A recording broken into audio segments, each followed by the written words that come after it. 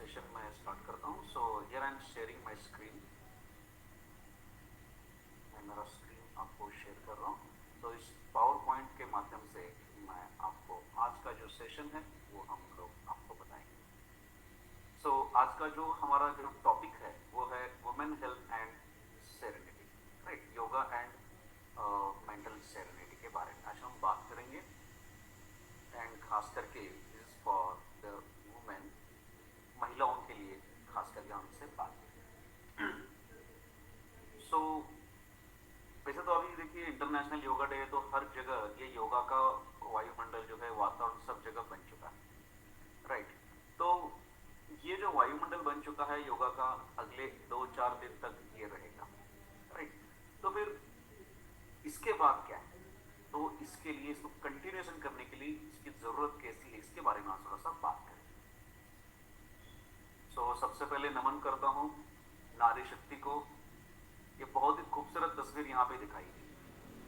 Right, एक ही महिला, एक ही स्त्री न जाने कितने रोल अपने फैमिली में वो रोल अदा करती है.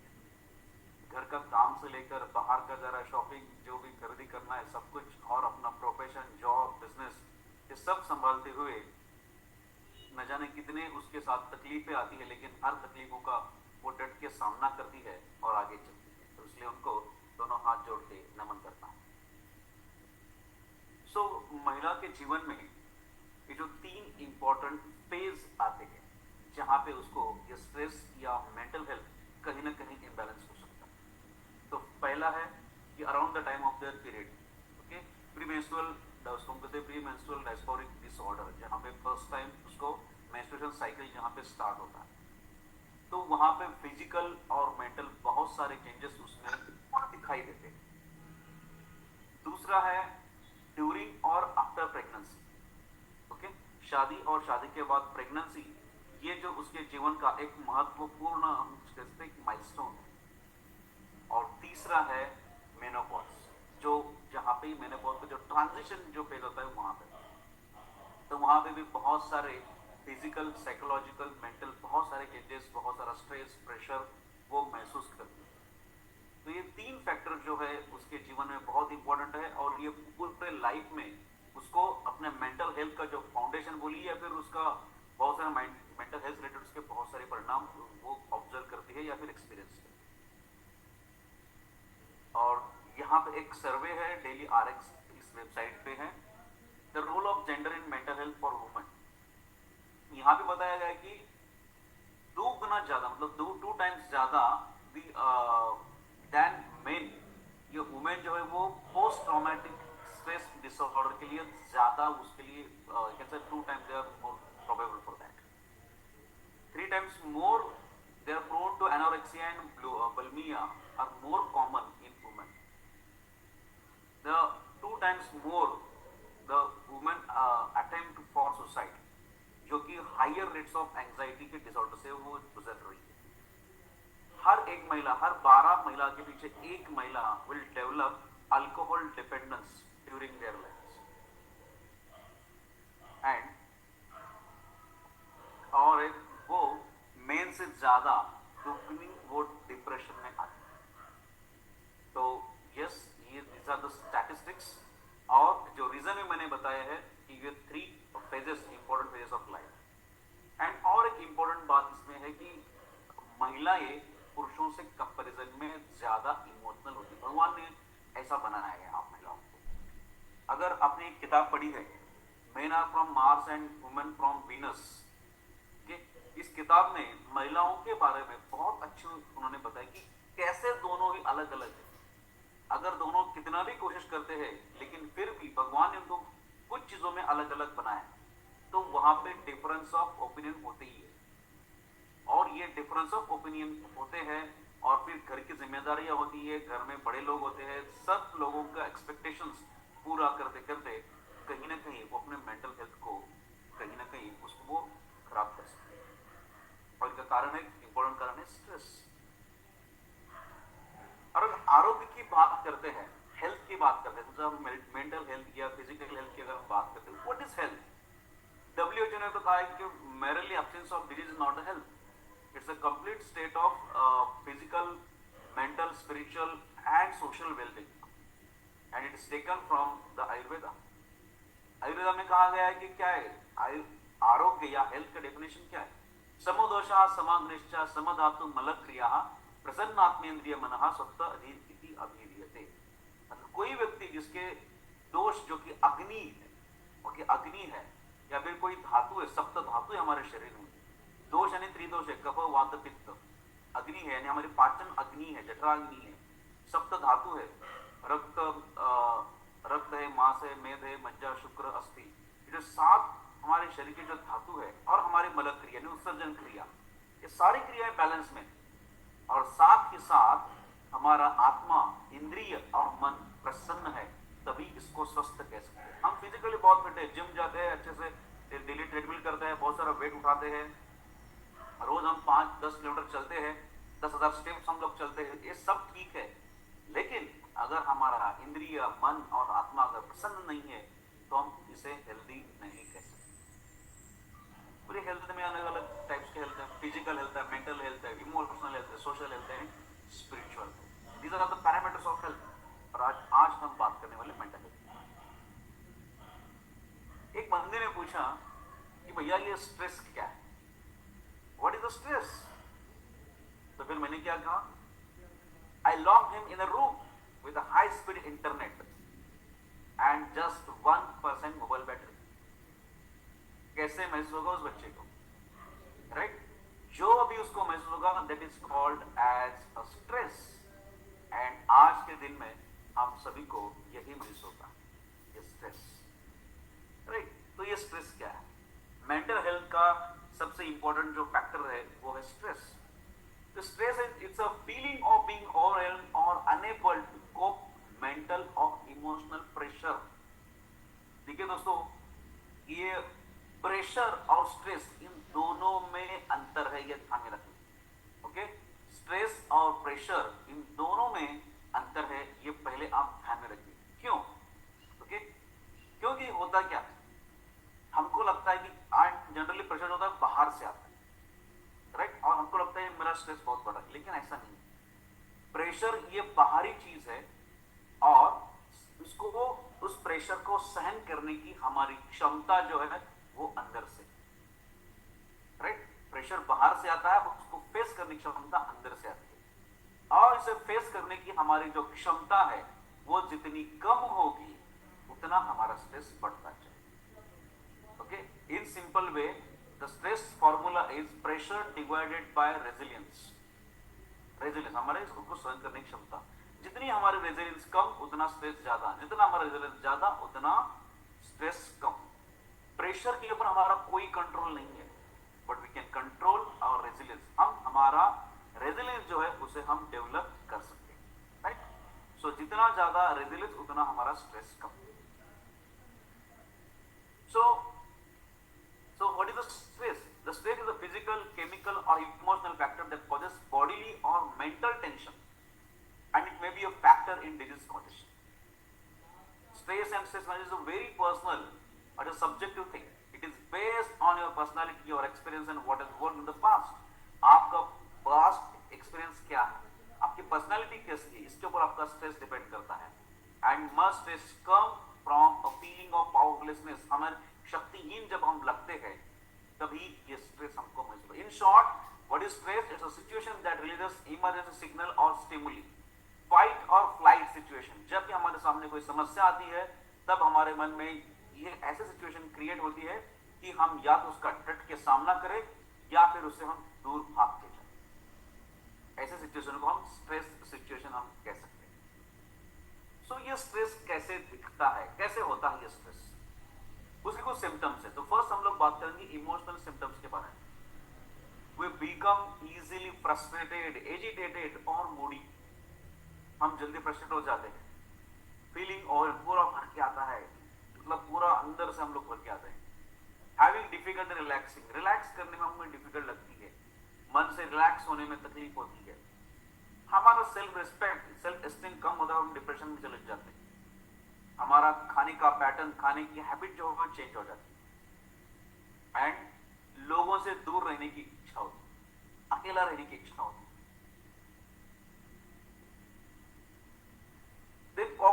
सिम्टम्स क्या है?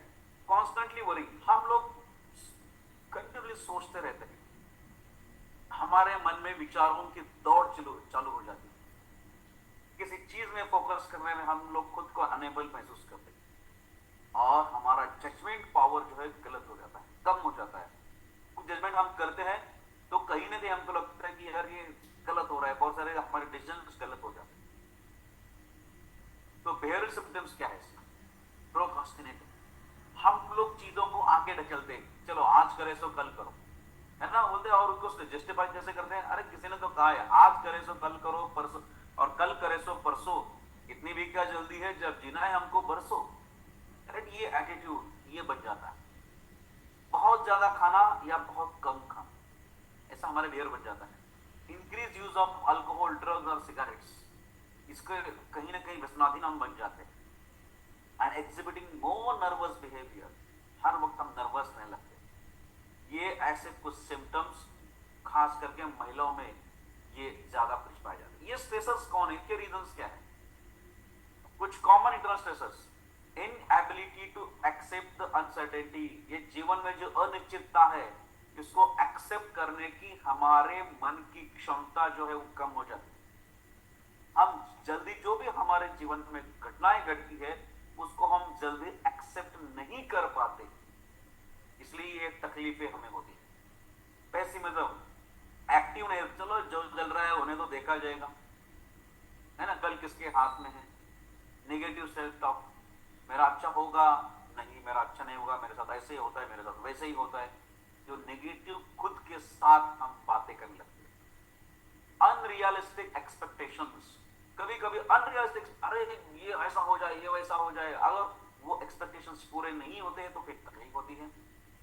Rigid thinking, lack of flexibility, खुद को हम फ्लेक्सिबल नहीं रख सकते, ऐसा मतलब ऐसा ही होना चाहिए, इसके में कुछ भी 19-20 नहीं चलेगा, तो इससे ये तकलीफ होती है। ऑल और नथिंग, मतलब चाहिए तो सब कुछ चाहिए और नहीं तो कुछ भी नहीं चाहिए, ऐसा एटीट्यूड बनता है, जिसकी वजह से तकलीफ होती है। And need to always be perfect, बिल्कुल जो घर में समझिए, अब घर में बहुत सारी महिलाओं की भी ऐसी अपेक्षाएं होती है, राइट? और ये कॉमन जो भी हर घर में होता है, नहाने के बाद खास करके मर्द नहाने के बाद जो टॉवेल होता है वो टॉवेल बेड पे डाल देते हैं, और इसका महिलाओं की बहुत तकलीफ होती है, गुस्सा करते हैं, राइट? या फिर बेडशीट हो या पर्दे हो, टेबल क्लॉथ हो, उनको बिल्कुल नीट एंड क्लीन, किचन में जाते हैं कोई मर्द या कोई बच्चे जाते हैं तो उनको लगता है किचन तो उनका हक का है, वो जहां पे उनका किंगडम चलता है, वहां पे वो अगर किसी ने कुछ डिस्टर्ब किया तो बस गुस्सा हो जाता है। तो इससे बहुत सारा स्ट्रेस जो है हमारे मन में आ जाता है, और इस स्ट्रेस की हमें तकलीफ होने लगती है। कुछ रोजमर्रा की जिंदगी में कुछ कॉमन स्ट्रेसेस क्या होते हैं जिसकी वजह से हमारा मेंटल हेल्थ डिस्टर्ब हो जाता है? Major life changes such as the death of a loved one, हमारे नजदीक के कोई है उसका अगर डेथ हो जाता है तो इससे बहुत सारा हमारा मेंटल हेल्थ डिस्टर्ब हो जाता है, डिवोर्स हो जाता है, या फिर कहीं मिलिट्री डिप्लॉयमेंट है, कहीं दूर दराज क्षेत्रों में हमें डिप्लॉयमेंट हो जाती है, या फिर करियर में कहां से कहीं पे हमको घर से दूर रहने की जो मुसीबत आती है, नॉट मुसीबत बट कहीं ना कहीं ऐसी स्थिति आती है कि हमें घर से दूर रहना पड़ता, कहीं ना कहीं रिलेशनशिप प्रॉब्लम्स क्रिएट होते हैं, फाइनेंशियल कुछ प्रॉब्लम्स होते हैं, या फिर जहां पे हम काम करते हैं, जॉब करते हैं, बिजनेस करते हैं, उससे रिलेटेड कोई स्ट्रेस है। ये कुछ कॉमन स्ट्रेसेस हमारे लाइफ, जैसे बात किया फाइनेंशियल स्ट्रेसेस से, फाइनेंशियल स्ट्रेसेस में क्या आता है, डेट्स है, मॉर्गेजेस है, या फिर टैक्सेस है, लोन्स है, किसी के कहीं से कहीं उधार लिया है, ये सारे स्ट्रेस उसमें आते हैं। फैमिली एंड रिलेशनशिप स्ट्रेस, घर के जो भी रिलेशनशिप के स्ट्रेसेस है घर में, या फिर इन लॉज रिलेटेड जो भी जो तू में होती है, या फिर बहुत सारे ऐसे दूर दराज, या फिर हम जिस कहते हैं कहीं ना कहीं रिश्तों में दरार पैदा होते जाते हैं, इससे भी ये स्ट्रेसेस क्रिएट होते हैं। और ये सारे स्ट्रेसेस का जो इफेक्ट होता है वो हमारे बॉडी पे होता है। वो कैसा होता है इफेक्ट?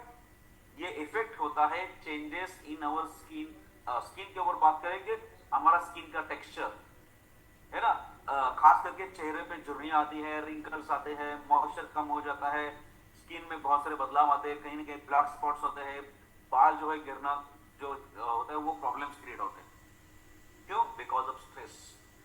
तो यार मैंने तो इतने सारे महंगे जो भी कॉस्मेटिक्स हम लोग यूज करते हैं, इतने सारे बढ़िया प्रोडक्ट्स यूज करते हैं, फिर भी ये स्किन में प्रॉब्लम क्यों आता है? खाना तो इतना अच्छा खाते हैं, फ्रूट्स खाते हैं, जूस पीते हैं, फिर भी क्यों होता है? That is the reason is because of your mental health and stress. Immune system, आपकी इम्यून सिस्टम कम हो जाती है, डिक्रीज हो जाती है।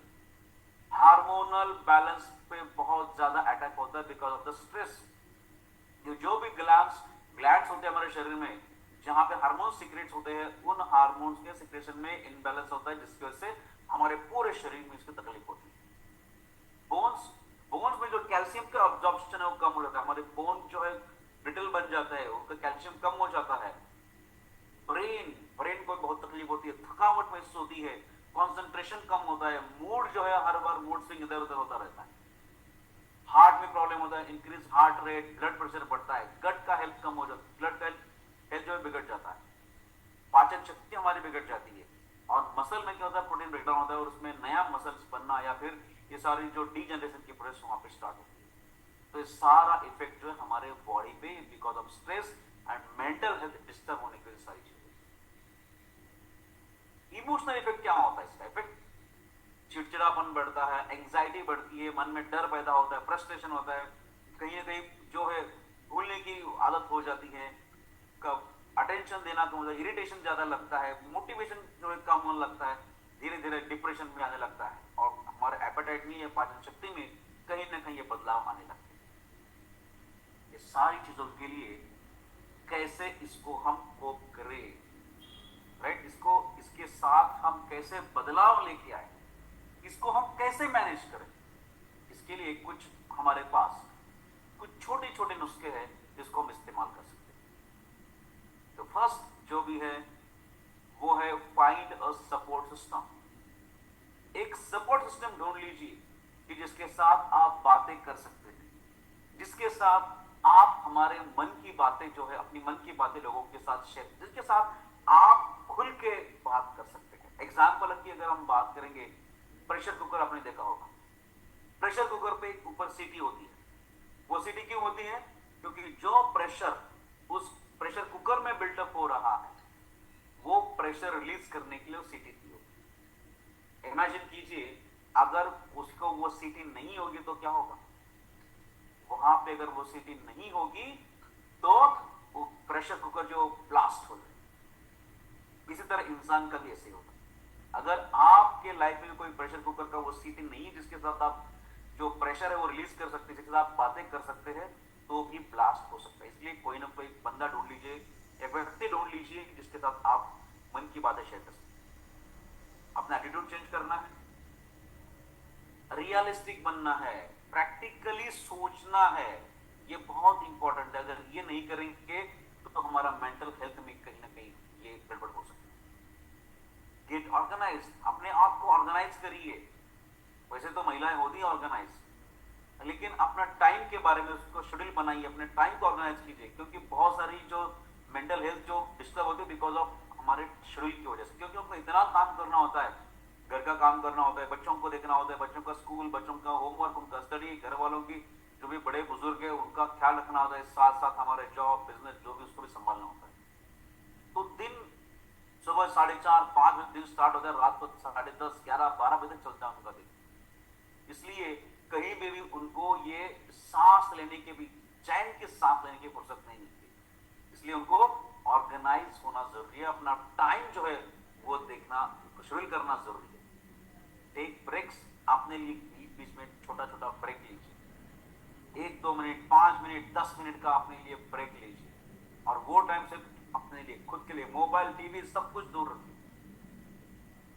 अपने आप को समझ लीजिए, अपने आप को अच्छा सा केयर लीजिए, अच्छा खाइए पीजिए, घूमने जाइए एंड लर्न टू से नो।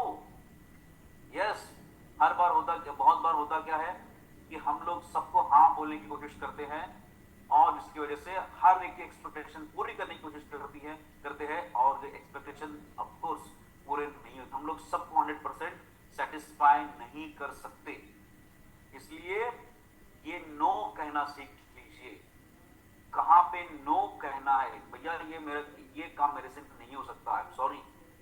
क्यों नहीं हो सकता, इसका जस्टिफिकेशन दे दो, तो सामने वाला भी आपसे बोलेगा हाँ यार ठीक है, आप बोल रहे हो सही बोलो। तो ये नो बोलना सीखिए। कुछ रोज एक्सरसाइज कीजिए। एक्सरसाइज करने से डिप्रेशन और स्ट्रेस कम होता है और आपका हेल्थ अच्छा होता है। स्लो डाउन, अपने काम का स्पीड थोड़ा सा कम करें। 10% अगर हम जो भी काम करते हैं, या फिर सोचना हो, बोलना हो, या फिर काम करना हो, प्रैक्टिकल काम करना हो, इसका स्पीड अगर 10% से कम करोगे ना, तो हम बहुत अच्छा इसमें रिजल्ट ला सकते हैं। अगर 10% स्पीड कम करने से हम लोग प्रेजेंट में रहते, उस काम को हम कहते हैं माइंडफुलनेस, जहां पे आप प्रेजेंट टेंस में जिस क्षण में आप जी रहे हो, उस क्षण में आप हर चीज को एक्सप्रेस कर सकते हो और अपना स्ट्रेस जो है वो कम कर सकते हो। ओके, तो यहां पे मैं आपको एक वीडियो दिखाना चाहता हूं। ओके, इसका मैं ऑडियो भी जस्ट स्टार्ट कर दूं ताकि आप इसको सुन पाए। खास करके जो 90s के लोग हैं, राइट, वो इसे ज्यादा इसे कोरिलेट कर पाते हैं। Okay, so here I am sharing my screen, और यहाँ पे मैं आपका इसको वीडियो भी मैं आपको शेयर करता हूँ, so that just enjoy this video. याद है वो दिन जब हम शतक के पास और ये शतक से दूर थे, जब क्रिकेट सिर्फ मैदानों में नहीं, किताबों में भी खेली जाती थी, और पेप्सी प्लास्टिक के पैकेट में भी आती थी। जब बड़े खतरों से निपटने के लिए हमारे पास कई साथी थे, और छोटी उलझनें तो बस एक पेंसिल से ही सुलझ जाती थी। दोस्ती या दुश्मनी कुछ ऐसे डिसाइड होते थे, और बाकी के झगड़े ऐसे सबसाइड होते थे। जब प्रिंसेस के लिए तो हम ड्रैगन से भी लड़ जाते थे, पर जलेबियां ना मिले तो घर छोड़ाते थे। जब फ्रेंड रिक्वेस्ट इंटरनेट नहीं, दोस्त ले जाते थे।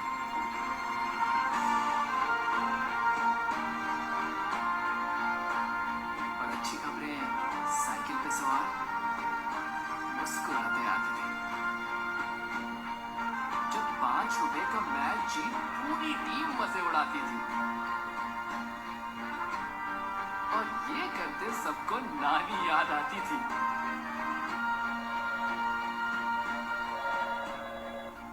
हेलो, हाय। जब एक घर में 5 नहीं, गीता भाभी, आपका फोन। 5 घरों में एक फोन, और मोहल्ले में सिर्फ एक ही टीवी हुआ करता था। उसमें भी ऑप्शंस बहुत कम थे, पर जितने भी थे, देख उन्हें खुश बहुत हम थे। याद है वो दिन जब छोटी छोटी चीजों की कीमत रुपयों पैसों से ज्यादा थी, जब ख्वाहिशें बड़ी, उम्मीदें छोटी, और जिंदगी नाना थी। याद है वो दिन जो आने वाले कल का एक सुनहरा वादा थी।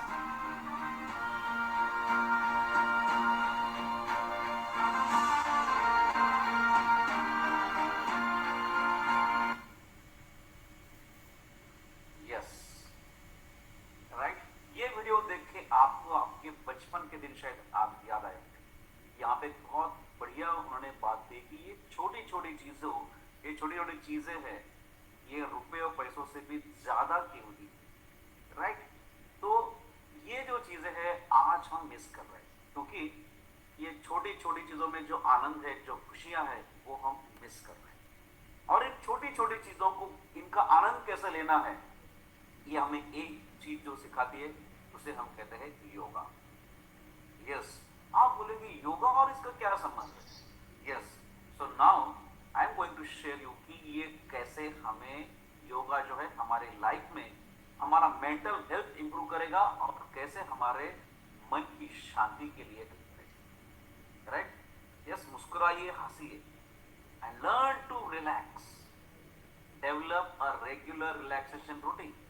ट्राई योगा एंड मेडिटेशन और सम सिंपल क्वाइट टाइम। तो आज मैं बात करूंगा इस योगा के बारे में, कैसे ये योगा आपका मेंटल हेल्थ इंप्रूव कर सकता है। Yes, so here we go. So what is yoga? Yoga है क्या? एक्चुअली ये वर्ड जो है योगा नहीं है, वेस्टर्न लोगों ने इसको योगा कर दिया। ये है योग। अगर हम संस्कृत में इसका अगर मूल अगर ढूंढने जाए तो इसका जो ओरिजिनल वर्ड है वो है युज। युज यानी कनेक्शन, यूनियन, राइट। और इस योग में क्या क्या है? यूज यानी कनेक्शन है। इसमें माइंड का, बॉडी का और स्पिरिट का, इन तीनों का कनेक्शन, आपके माइंड, बॉडी एंड स्पिरिट। बाकी किसी भी कोई भी एक्सरसाइज में, किसी भी चीजों में या फिर कोई भी एक्टिविटी में ये तीनों का कनेक्शन होता नहीं, और ये कनेक्शन आपको मिलेगा सिर्फ और सिर्फ इस योग, राइट। तो इस योग का मतलब क्या है, आगे क्या है, इसके बारे में थोड़ा सा और जाने। अष्टांग योग के बारे में हम थोड़ा सा बात करेंगे, थोड़ा सा जो बैकग्राउंड है इसके बारे में बात करेंगे। पतंजलि मुनि ने ये अष्टांग योग के बारे में उन्होंने पातंजल योग सूत्र इस ग्रंथों में लिखा है। इसके 8 अंग उन्होंने जो बताया, यम नियम, आसन, प्राणायाम, प्रत्याहार, धारणा, ध्यान और समाधि, ये 8 अंग उन्होंने बताए। और इस एक एक अंग के बारे में हम थोड़ा थोड़ा जाने। यम, ओके, देखिए यहां पे पतंजलि मुनि, उनको कहा जाता है कि फादर ऑफ इंडियन साइकोलॉजी, भारतीय मानस शास्त्र के जनक उनको कहा जाता है। 2500 साल पहले उन्होंने इस योग के बारे में इतना सब कुछ लिख के रखा। जो योग हमारे बहुत सारे वेदों में, पुराणों में, उपनिषदों में ये स्कैटर्ड वे में अलग अलग ये बिखरा हुआ था, वो सारा बिखरा हुआ योग को उन्होंने एकत्रित कर लिया और इस अष्टांग योग के माध्यम से उन्होंने हमको बताया। तो आज का सबको योग मतलब क्या है, आसन और प्राणायाम इतना ही पता है, लेकिन पतंजलि ने इसकी शुरुआत की है यम और नियम से। यम मतलब क्या है कि व्यक्ति ने समाज में रहते हुए कैसे रहना है, समाज के साथ, इसका उन्होंने कुछ गाइडलाइन बताया, उसको उन्होंने कहा था यम। उसमें 5 चीजें उन्होंने बताई, अहिंसा, सत्य, अस्तेय, ब्रह्मचर्य और अपरिग्रह। नियम मतलब हमारा खुद के बारे में जो बंधन है, हम कैसे इन नियमों का पालन करें, कौन से नियमों का पालन हमारे खुद के लिए करें, उसके बारे में उन्होंने इस नियम में बताया है। शौच, संतोष, तपस, स्वाध्याय, ईश्वर प्रणिधान। शौच का मतलब है शुद्धि, हमारे मन की शुद्धि, तन की शुद्धि और साथ के साथ हमारी वाचा की भी शुद्धि। ये तीनों जैसा जितने स्वच्छ और शुद्ध होंगे उतना ही हमारा मन भी शुद्ध होगा, और जितना हमारा मन शुद्ध होगा उतना हमारा मन का आरोग्य, मेंटल हेल्थ उतना शुद्ध होगा, उतना बढ़िया होगा, और जितना हमारा मन का हेल्थ अच्छा होगा उतना हमारे मन की शांति जो है उतनी ज्यादा मिलेगी।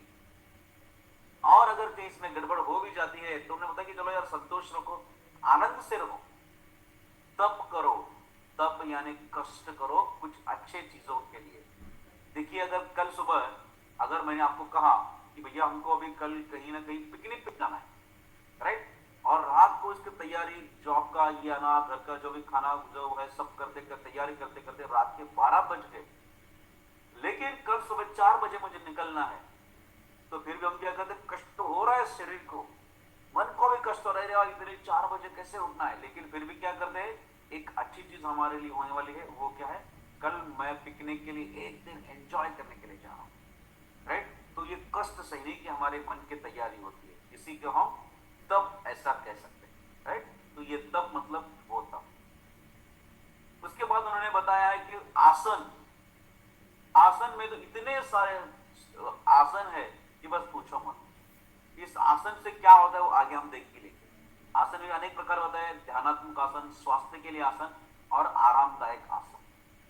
और उसके बाद बताया गया प्राणायाम, तस्मिन् सति श्वास प्रश्वासयोः गति विच्छेद प्राणायामः, मतलब श्वास और प्रश्वास की गति का विच्छेद करना ही प्राणायाम, ऐसा पतंजलि ने बताया।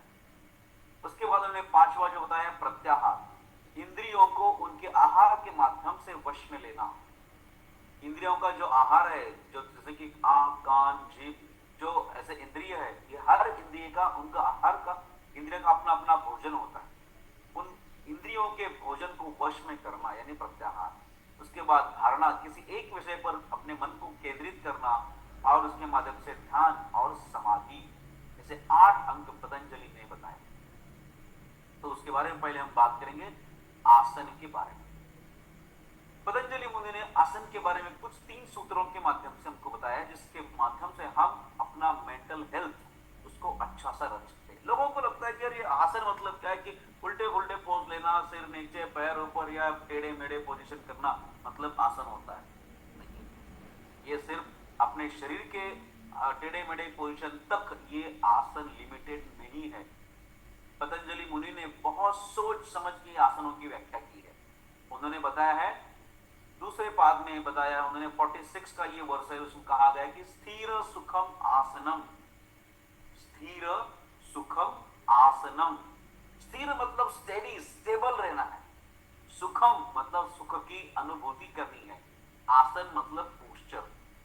आप जो भी कोई पोस्चर आपको अच्छा लगे उस पोस्चर में बैठ जाइए, खड़े रहिए, लेकिन उस पोस्चर में आपको स्टेडी रहना है, सुख कारक अवस्था में और स्टेबल रहना है। दैट इज कॉल्ड एज आसन। समझो आप बैठे हो, सोए हो, खड़े हो, ऐसे न जाने कितने सैकड़ों आसन हमारे ग्रंथों में कहा गया। अष्टांग योग में तो पतंजलि मुनि ने इतना ही कहा है आसनों की व्याख्या में। जो और भी बहुत सारे ग्रंथ है, जैसे कि हठप्रदीपिका है, हिरण्य संहिता है, शिव संहिता है, गोरख संहिता है, ऐसे बहुत सारे ऐसे ग्रंथों जो कि योग के ऊपर आधारित है, उस हर ग्रंथों में सैकड़ों आसनों के बारे में उन्होंने बताया। लेकिन पतंजलि मुनि कहते हैं कि जो भी आसन में आप स्थिर रह सकते हो और सुखकारक अवस्था में रह सकते हो वही आसन। और पतंजलि मुनि को सिर्फ ये शारीरिक आसन के बारे में नहीं कहना नहीं था, इसके पीछे उनको अपने मन के बारे में बात करना। राइट? जब इस तरह से आप आसन का अभ्यास करते हो और सुखकारक अवस्था में आसन का अभ्यास करते हो, तो साथ ही साथ आपके मन की भी प्रोग्रामिंग होती रहती है। मन की भी प्रोग्रामिंग चलती है, मन का रिकंडीशनिंग होता है और मन जो है वो स्थिर होने लगता है, स्टेबल होने लगता है। और धीरे धीरे जब हम उस आसन का आनंद लेने लगते हैं, साथ साथ मन भी उस स्थिरता का आनंद लेने लगता है। इतनी गहरी बात पतंजलि मुनि ने इस आसन के बारे में बताया। हमने कभी सोचा भी नहीं होगा कि आसन का हमारे मन के ऊपर कैसे असर होता है। जब आप कंटिन्यूसली इन आसनों का अभ्यास करोगे, योगासनों का अभ्यास करोगे, कुछ 1 महीने के बाद आपको या फिर आपके मन में कहीं ना कहीं ये बदलाव आपको महसूस होगा।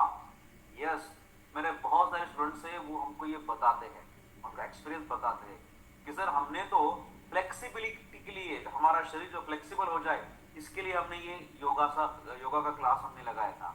कुछ कहते हैं कि नहीं सर, मेरा वेट कम करने के लिए मैंने योगासन लगाया था। कुछ कहते हैं कि मेरी थोड़ी सी स्टैमिना बढ़ाने के लिए मैंने योगासन का ये क्लास लगाया था।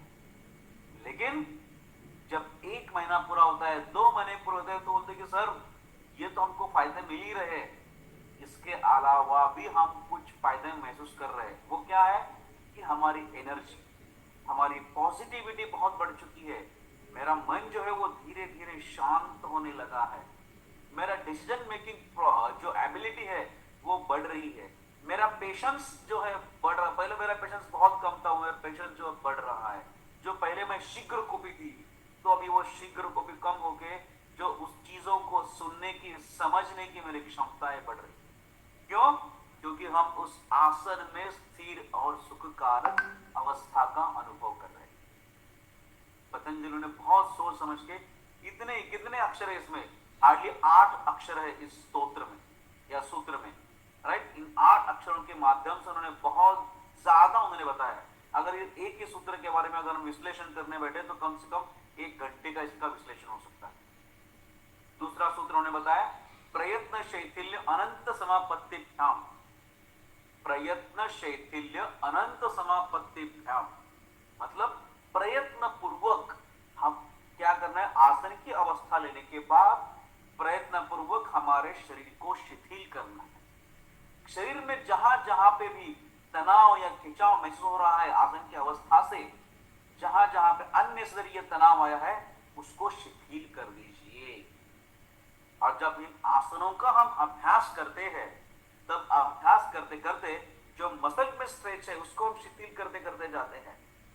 तो साथ ही साथ हमारे मन को ये आदत होती है कि मन में जो अनावश्यक तनाव है, मन में जो अनावश्यक विचार चल रहे हैं, मन में जो अनावश्यक जो मतलब खिंचाव चल रहा है, जो बंद चल रहा है, उसको धीरे धीरे धीरे हम लोग शिथिल करते जाते हैं, रिलैक्स करते जाते हैं। मन की शरीर की शिथिलता के साथ साथ मन की भी शिथिलता का अनुभव करते हैं। और आगे उन्होंने बताया कि अनंत समापत्ति धाम, अनंत ऐसा जो ईश्वर है, जो अनंत ऐसी जो सृष्टि है, उसके प्रति हम समर्पित भाव से उसको हम समर्पण करते हैं। जब ये मन पूरी तरह से शांत हो जाता है, शिथिल हो जाता है, पूरी तरह से रिलैक्स हो जाता है, हमको लगता है कहीं ना कहीं हमारे मन को हम समर्पित करें, वो दूसरा तीसरा कोई नहीं तो वो स्वयं ईश्वर है, भगवान है, उसके सामने हम समर्पित हो जाते हैं। और एक बार हम किसी के शरण में जाते हैं, समर्पित हो जाते हैं पूरे तन मन के साथ, तब हमें एक एनर्जी मिलती है, मन को शांति मिलती है, एक प्रेरणा मिलती है, एक मोटिवेशन मिलता है कि चलो यार अब कुछ ना कुछ अच्छा करें। और वहां से पॉजिटिविटी भी बढ़ती है, कुछ नई चीजें करने की हमारी क्षमता बढ़ती है। और तीसरा जो सूत्र पतंजलि मुनि ने कहा है वो है ततो द्वंद्वान विघातः। द्वंद्व मतलब युद्ध। हमारे मन में कहीं न कहीं बार बार कोई ना कोई युद्ध चलता रहता है और जिसकी वजह से हमारे मन की शांति जो भंग हो जाती है। ये द्वंद्वों की वजह से, मैं ये करूं या ये करूं, मैं जॉब करूं या घर पे रह के बच्चों को संभालूं, या फिर मैं आज खाने में सब्जियों में क्या करूं। सच में I would really hats off to the all the women, जो सारी जो महिला शक्ति है, नारी शक्ति को मैं नमन करना चाहता हूं। क्यों? क्योंकि रोज सुबह उठ के आज के लिए मैं सब्जी क्या बनाऊं, आज के मेन्यू में क्या बनाऊं, ये सवाल हर एक महिला के मन में होता है और वो बहुत सही तरीके से इस सवालों का जवाब ढूंढती है और घर के सारे लोगों को खुश करती है अपने हाथों से जो व्यंजन बनाती है उससे, राइट। और के साथ साथ हमारे इंडियन ट्रेडिशन में तो इतने सारे त्योहार है, इतने सारे बर्थडे होते हैं, एनिवर्सरी होते हैं, बहुत सारे अलग अलग सिचुएशंस होते हैं, जो प्रसंग आते हैं। हर प्रसंग में वो अलग अलग मेन्यू जो बना के, सब्जियां बना के, स्वीट डिश बना के हर एक मन को वो खुश करने की कोशिश करती है। और ये जो द्वंद्व चलता है मन में, सुख दुख या फिर आनंद है, या फिर मन में जो भी बीमार या अलग अलग बीमारी है, मैं कहाँ जाऊं, यहाँ पे जाऊं, यहाँ पे जॉब करूं या बिजनेस करूं या घर को संभालूं, बच्चों को संभालूं, ये द्वंद्व हर वक्त मन में चलता रहता है। और इस द्वंद्व को दूर करने के लिए आसन का अभ्यास जब हम करेंगे तो ये द्वंद्वों का विघात हो जाता है, डिसीजन लेना आसान हो जाता है। मन में जो दुविधाएं है, ये दुविधाएं सारे दूर हो जाती है और मन को एक सेरेनिटी, एक शांति की अवस्था हम महसूस करते हैं।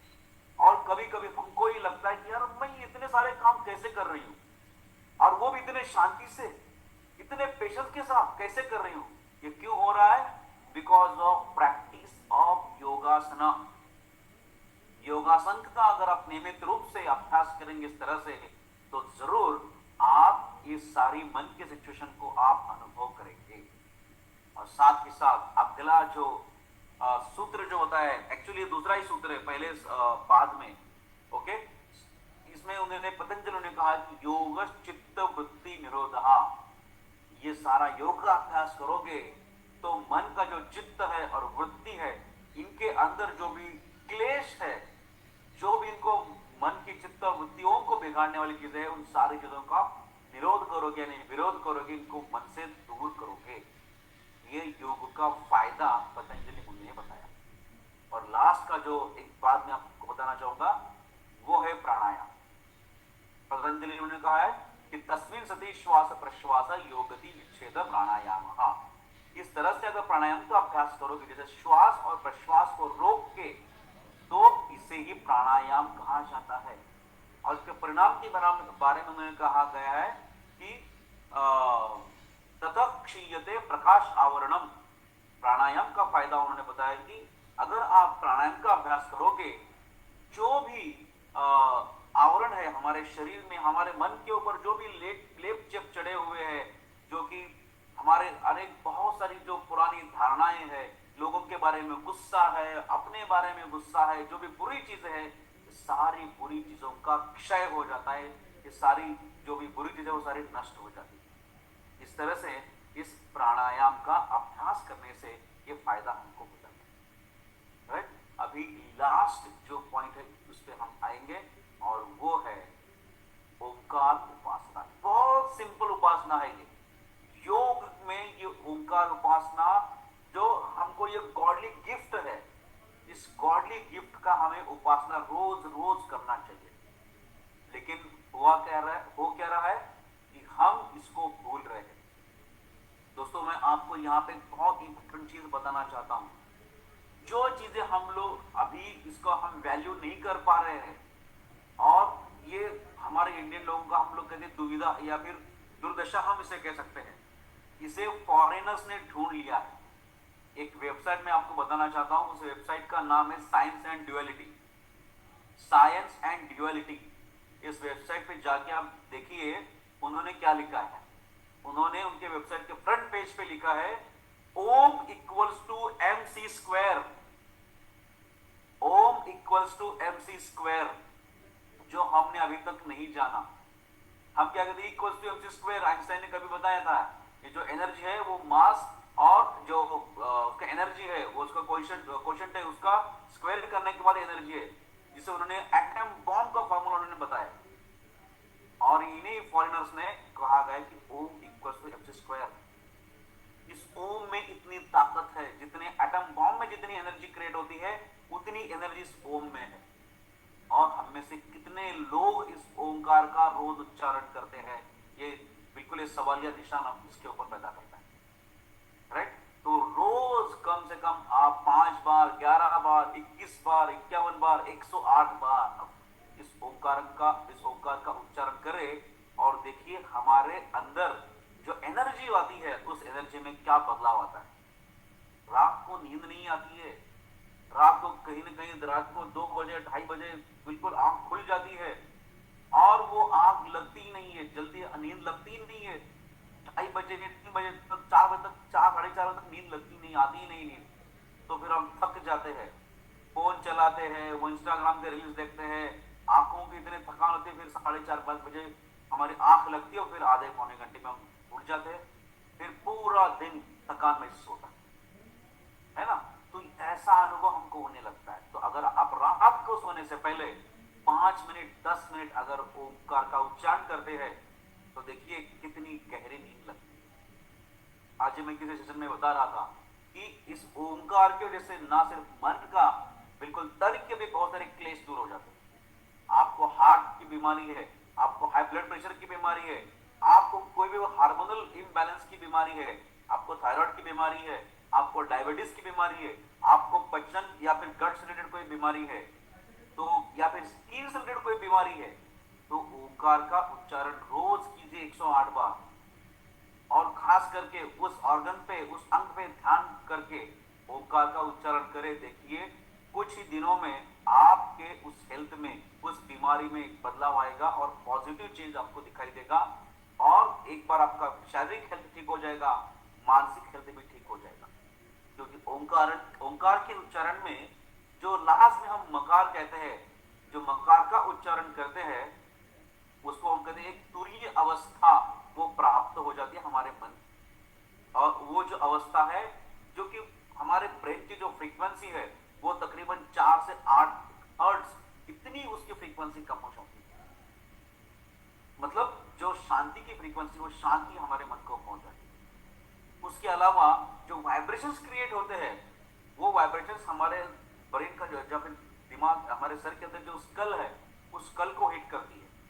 और वो वाइब्रेशंस हमारे स्कल के थ्रू हमारे जो पिट्यूटरी ग्लैंड है, वह पिट्यूटरी ग्लैंड को हिट करती है, और हमारे सेल जो ब्रेन में है ना, there are 32 lakh cells, 32 lakh पेशियां हैं हमारे दिमाग में, और देयर आर 14,000 न्यूरो सेंटर्स, केंद्रक है 14,000, उसमें से हार्डली 1 से 1.5% या 2% एक्टिवेटेड है। जो भी आइंस्टाइन है ना, उनका भी 4 से 5% उनका एक्टिवेटेड था, और हमारा देखिए कितना रहेगा फिर। लेकिन इस ओंकार का अगर हम डेली उच्चारण करेंगे तो ये भी कहीं ना कहीं 1.5-2%, 3% इतना एक्टिवेट हो जाएगा, और मन को एक अलग तरह की शांति प्राप्त हो जाती है। और महिलाओं को तो इसकी खास जरूरत है ओंकार की, क्योंकि वो दिन भर मन से और शरीर से कंटिन्यूसली ऑक्यूपाइड होती है, एंगेज्ड होती है। उनको ये मन की शांति चाहिए होती है, और साथ ही साथ, और देखिए खाने के बारे में अगर बात करेंगे, क्योंकि जो महिलाएं हैं वो अपना ख्याल सबसे बाद में रखती है। पहले बोलती है कि मेरे बच्चों का खाना हो जाने दो, मेरे बच्चों का ठीक से हेल्थ होने दो, मेरे पति का होने दो, मेरे पिताजी का, इन-लॉज का होने दो, उसके बाद में मेरा देख लेती। उसके लिए वो खुद की प्रायोरिटी लास्ट में रखती है। लेकिन जब अगर आप कोई बात नहीं, अगर आप लास्ट में रखती है, लेकिन कम से कम ये आधा पौना घंटा रोज खुद के लिए निकालें, रोज का रोज अपने लिए निकालें, जहां पे आप योगासन, प्राणायाम और ओंकार, इन 3 चीजों को अगर आप अपने डेली लाइफ में इंप्लीमेंट करेंगे तो देखिए आई गारंटी यू 21 दिनों में या ज्यादा से ज्यादा 1 महीने में यू कैन एक्सपीरियंस कि मेरे में क्या क्या बदलाव आए, फिजिकली, मेंटली, इमोशनली और स्पिरिचुअली। ये चारों फैक्टर में आप अपने आप में बहुत ज्यादा बदलाव महसूस करोगे, ये मतलब गारंटीड है। एक मेरे स्टूडेंट का मैं आपको यहाँ पे एक्सपीरियंस बताऊंगा, देन आई विल क्लोज। एक मेरी स्टूडेंट थी, she is a IT engineer, Pune में आईटी कंपनी में काम करती थी। She was living as a bachelor and she was addicted to so many things, मतलब बहुत सारा नशे के, because of the stress she was addicted, and she was there with me for one of the yoga course for 2.5 months और 3 months। और ये पूरा होने के बाद जब सब लोग क्लास में थे, हम लोग डिस्कस करते क्या क्या बदलाव आया है, कैसा लगा आपको, ये सारे हम लोग फीडबैक ले रहे थे। That time she had shown her courage to express the things कि उन्होंने कहा कि sir I was addicted to so many things, but in last 2-3 months मैंने आपसे योगा सीखा, तो सीखने के बाद अभी मैं कह सकती हूँ कि I am 100% out of all of these addictions। This is the power of yoga।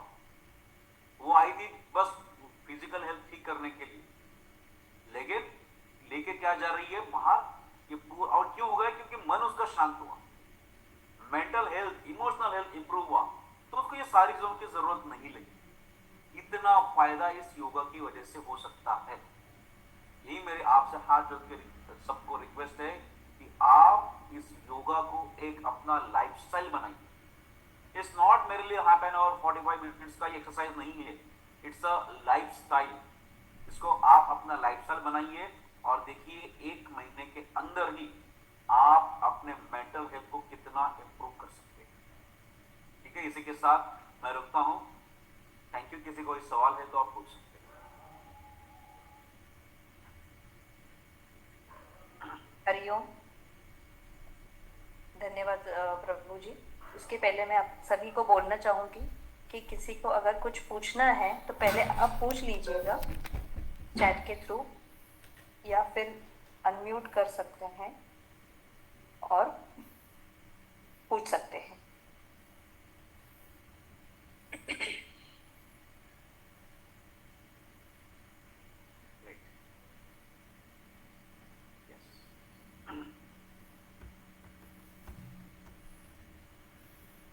Yes, किसी को कुछ शंका, आपको कुछ कोई पॉइंटर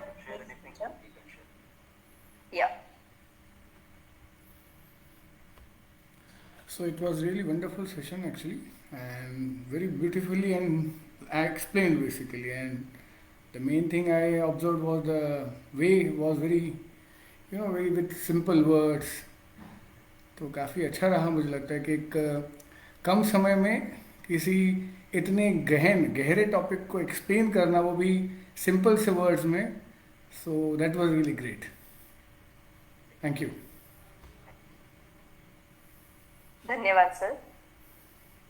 और किसी को कुछ पूछना है या फीडबैक देना है, जो भी रहेगा, और 1-2 मिनट समय दे सकते हैं।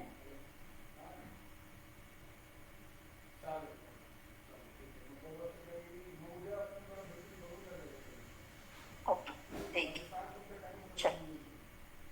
धन्यवाद प्रभु जी।